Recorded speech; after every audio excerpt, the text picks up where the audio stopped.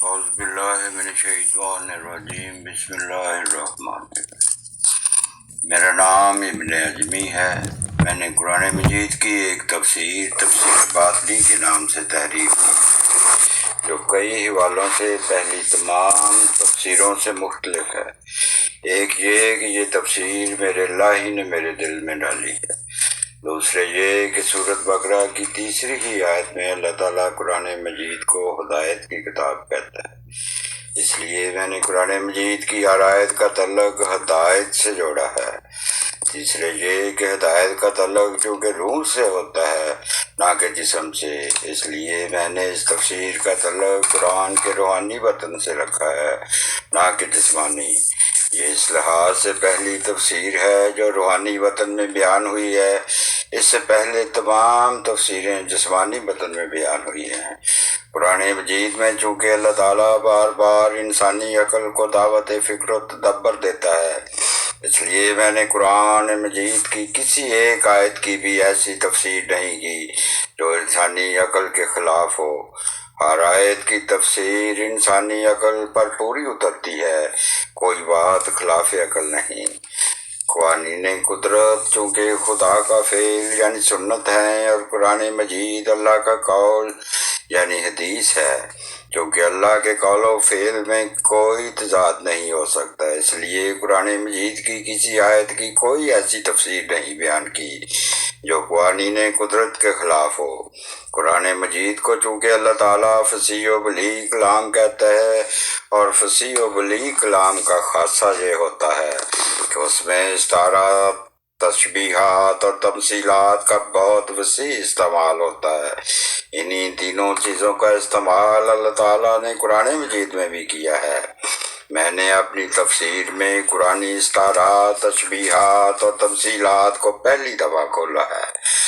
اب میں آپ کو قرآن مجید میں حضرت یونس کی بابت بیان شدہ آیات کے بارے میں بتاتا ہوں، جن میں مچھلی استعارہ ہے نہ کہ حقیقت۔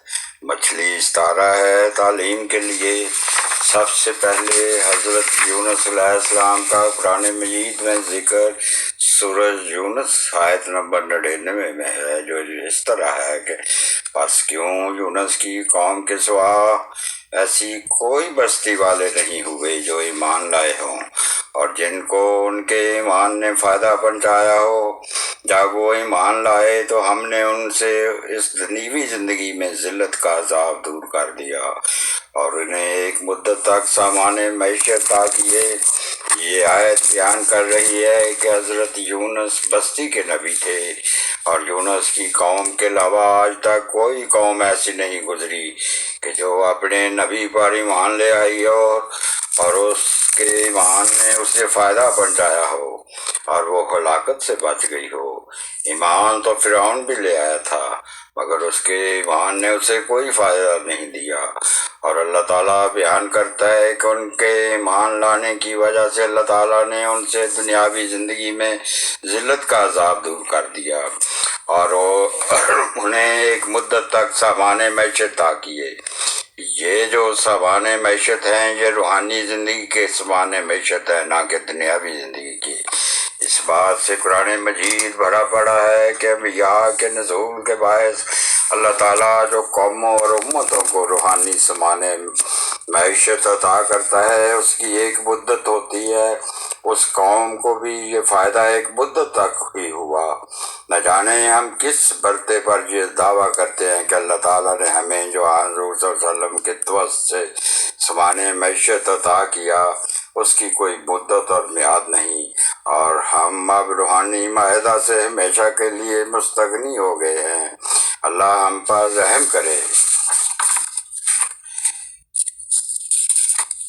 سورۃ انبیاء آیات 88 89 اور مچھلی والے کا بھی ذکر کر، جب وہ غصے سے بھرا ہوا چلا اور اس نے گمان کیا کہ ہم اس پر گرفت نہیں کریں گے، بس اندھیروں میں گھرے ہوئے اس نے پکارا کہ کوئی معبود نہیں تیرے سوا، تو پاک ہے، یقیناً میں ہی ظالموں میں سے تھا۔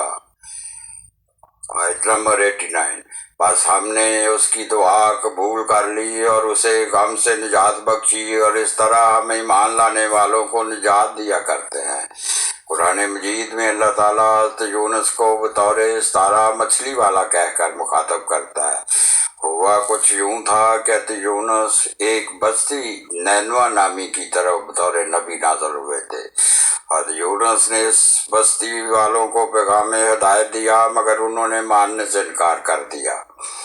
تو حضرت یونس نے اس بستی والوں کو بحکم خداوندی عذاب کے حوالہ سے انذار کیا، اور خود سنت انبیاء کے تابع عذاب سے پہلے اس بستی سے ہجرت کر گئے۔ بستی والے آثار عذاب دیکھ کر حضرت یونس پر ایمان لے آئے، اور خدا تعالیٰ نے ان سے اس عذاب کو ٹال دیا کہ یہ ہمیشہ سے خدا کی سنت ہے کہ وہ انذاری پیشگوئیوں کو توبہ و استغفار اور رجوع کرنے سے ٹال دیا کرتا ہے، کیونکہ اللہ تعالیٰ کا مقصد عذاب دینا نہیں ہوتا بلکہ ہدایت دینا ہوتا ہے۔ حضرت یونس جس جگہ ہجرت کے بعد بیٹھے تھے، وہاں پر نینوا کی طرف سے آنے والے مسافر سے نینوا کی بستی کا حال پوچھتے۔ جب 2-4 مسافروں نے بتایا کہ وہ تو ٹھیک ٹھاک ہیں، تو وہ خدا سے روٹھ کر وہاں سے کسی اور علاقہ کی طرف نکل گئے، اور غصہ سے بھر گئے کہ میں نے تو نینوا والوں کو دن اور وقت بھی عذاب کے آنے کا بتا دیا تھا، مگر عذاب تو آیا نہیں۔ اب میں ان کو کیا منہ دکھاؤں گا؟ ان کا روٹھنا اور غصہ سے بھرنا خدا کو پسند نہ آیا، تو اس نے ان کی روحانیت سلب کر لی، اور وہ نور جو ان کی رہنمائی کرتا تھا وہ ختم ہو گیا، تو وہ اندھیروں میں ڈوب گئے۔ جب انہیں اپنی غلطی کا احساس ہوا تو انہوں نے خدا سے دعا کی، اے میرے اللہ، تیرے سوا کوئی معبود نہیں، اور تو پاک ہے، میں ہی ظالموں میں سے تھا۔ تو خدا نے ان کی یہ دعا قبول کر لی اور انہیں غم سے نجات بخشی، اور ان کی سلب شدہ روحانیت انہیں واپس کر دی، اور ان کی نبوت بھی بحال کر دی۔ اس کے بعد سورۃ صفات آیات نمبر 140 تا 149 میں حضرت یونس علیہ السلام کا ذکر آتا ہے، اور یقیناً یونس بھی مرسلین میں سے تھا۔ جب وہ بھری ہوئی کشتی کی طرف فرار ہوا، پھر اس نے کوڑا نکالا تو باہر دھکیل دیے جانے والوں میں سے ہو گیا۔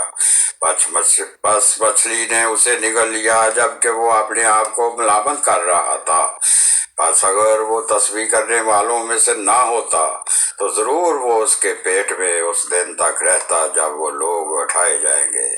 بس ہم نے اسے کھلے میدان میں چھال پھینکا جبکہ وہ سخت بیمار تھا، اور ہم نے اسے ڈھانکنے کے لیے ایک کدو جیسی بے لگا دی، اور ہم نے اسے 1,00,000 کی طرف بھیجا، بلکہ وہ تعداد میں بڑھ رہے تھے۔ بس وہ ایمان لے آئے، اور ہم نے انہیں ایک مدت تک کچھ فائدہ پہنچایا، اور یقیناً یونس بھی مرسلین میں سے تھا۔ جب وہ بھری ہوئی کشتی کی طرف فرار ہوا، یہ کشتی تعلیم کی کشتی ہے، ڈانکے لکڑ کی۔ وہ اپنی تعلیم کی کشتی سے فرار ہوا تھا، اس نے اپنی تعلیم کی جو وہ لے کر آئے تھے اس کی خلاف ورزی کی تھی۔ پھر اس نے کوڑا نکالا تو باہر دھکیل دیے جانے والوں میں سے ہو گیا، یعنی وہ اپنی تعلیم کی کشتی سے باہر ہو گیا تھا یا باہر پھینک دیا تھا۔ بس مچھلی نے اسے نگل لیا جبکہ وہ اپنے آپ کو ملامت کر رہا تھا۔ مچھلی ستارہ ہے روحانی معاہدہ کے لیے جو انبیاء لے کر آتے ہیں، جس کی وضاحت موسیٰ کی مچھلی جو چٹان سے سمندر میں غائب ہوئی تھی اس سے بخوبی ہوتی ہے۔ اور دوسرا بنی اسرائیل کے حوالہ سے بھی قرآن میں آتا ہے کہ جس دن وہ سبت مناتے تھے تو مچھلیاں زیادہ آتی تھی، یعنی جب وہ دین پر تعلیم پر عمل کرتے تھے تو ان کی روحانیت بڑھتی تھی اور انہیں روحانی معاہدہ زیادہ ملتا تھا۔ مچھلی کے نگل لینے سے مراد ہے کہ وہ جو تعلیم لے کر آیا تھا اس کی خلاف ورزی کا مرتکب ہو کر روحانی معاہدہ سے محروم ہو گیا۔ اس آیت کے اس کے علاوہ اور کوئی معنی نہیں۔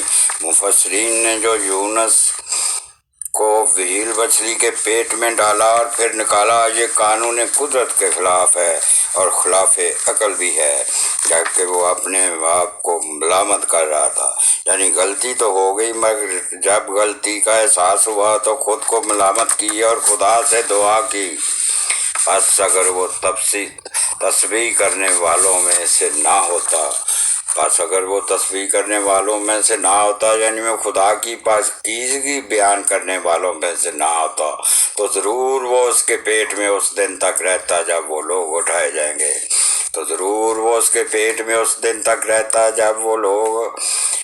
یہ آیت بیان کر رہی ہے کہ بات وہ سچ ہے جو میں بیان کر رہا ہوں۔ ویل مچھلی کے پیٹ والی بات غلط ہے۔ ویل مچھلی تو بہت جلد ہضم کر لیتی ہے اور ایک آدھ دن سے زیادہ اس کے پیٹ میں رہنا ممکن ہی نہیں تھا، مگر خدا کہتا ہے کہ اگر وہ تسبیح کرنے والوں میں سے نہ ہوتا تو وہ یوم بعثت تک اس کے پیٹ میں رہتا۔ بات وہی درست ہے جو میں بیان کر رہا ہوں۔ بس ہم نے اسے ایک کھلے میدان میں جھال پھینکا جبکہ وہ سخت بیمار تھا۔ مطلب یہ کہ اسے مچھلی کے پیٹ سے نجات دی اور اسے ایک کھلے میدان میں پھینک دیا، یعنی اسے معاف کر دیا۔ بیمار سے مراد روحانی بیمار ہے، اور یہ بات یاد رکھنے کے لائق ہے کہ اسے اللہ نے جھال پھینکا، نہ کہ مچھلی نے، اور ہم نے اسے ڈھانکنے کے لیے کدو جیسی بے لگا دی۔ روحانیت کے لیے اللہ تعالیٰ نباتات، درخت، سبزہ، فصلیں، سرسبز وغیرہ ستارے استعمال کرتا ہے، اور بیلیں بھی بطور ستارہ استعمال کرتا ہے۔ کدو جیسی بیل سے مراد اس کو اس کی روحانیت واپس کر دی اور اس کی روحانیت کو پھر سے کدو نما بیل کی طرح بڑھانا شروع کر دیا۔ کدو کی بیل رات کو اتنا بڑھتی ہے کہ باقاعدہ اس کے بڑھنے کی آواز آتی ہے اور وہ بہت تیزی سے بڑھتی ہے۔ مراد یہ ہے کہ اس کی روحانیت کو تیزی سے بڑھایا اور ہم نے اسے 1,00,000 کی طرف بھیجا، بلکہ وہ تعداد میں بڑھ رہے تھے۔ مراد یہ ہے کہ اس بستی کے لوگ جن کی طرف یونس بطور نبی نازل ہوئے تھے وہ کثیر تعداد میں تھے، اور ایمان لانے کے بعد وہ مزید بڑھنا شروع ہو گئے۔ بس وہ ایمان لے آئے اور ہم نے انہیں ایک مدت تک کچھ فائدہ پہنچایا۔ اس آیت میں بھی ایک مدت تک فائدہ کی بات بیان ہوئی ہے۔ ہر نبی کا ایک مدت تک ہی فائدہ ہوتا ہے کہ ہر امت کی ایک مدت، میعاد اور وقت مقرر ہے۔ وہ اسے ایک لمحہ آگے جا سکتی ہے اور نہ پیچھے رہ سکتی ہے۔ سو اپنے رب کے فیصلے کے انتظار میں صبر کر اور مچھلی والے کی طرح نہ ہو۔ جب اس نے اپنے رب کو پکارا اور وہ غم سے بھرا ہوا تھا، اگر اس کے رب کی طرف سے ایک خاص نعمت اسے بچا نہ لیتی تو وہ چٹیل میدان میں اس طرح پھینک دیا جاتا کہ وہ سخت ملامت زدہ ہوتا۔ پس اس کے رب نے اسے چن لیا اور اسے نیک لوگوں میں شمار کر لیا۔ سورۃ قلم آیات 49 تا 51۔ سو اپنے رب کے فیصلے کے انتظار میں صبر کار اور مچھلی والے کی طرح نہ ہو۔ جب اس نے اپنے رب کو پکارا اور وہ غم سے بھرا ہوا تھا۔ یہ بات حضور صلی اللہ علیہ وسلم کو اللہ تعالیٰ صبر کی تلقین کرتے ہوئے حضرت یونس علیہ السلام کی مثال دے کر سمجھا رہا ہے۔ مچھلی والے کی طرح غلطی نہ کر کہ جب اس نے غلطی کی تو پھر اس نے اپنے رب کو پکارا جبکہ وہ غم سے بھرا ہوا تھا۔ اگر اس کے رب کی طرف سے ایک خاص نعمت اسے بچا نہ لیتی تو وہ چٹیل میدان میں اس طرح پھینک دیا جاتا کہ وہ سخت ملامت زدہ ہوتا۔ اس نعمت سے مراد نبوت کی نعمت ہے کہ اگر وہ نبی نہ ہوتا تو وہ چٹیل میدان میں اس طرح پھینک دیا جاتا کہ وہ سخت ملامت زدہ ہوتا۔ پس اس کے رب نے اسے چن لیا اور اسے نیک لوگوں میں شمار کر لیا، یعنی بطور نبی کے چن لیا اور اسے نیک لوگوں میں شمار کیا۔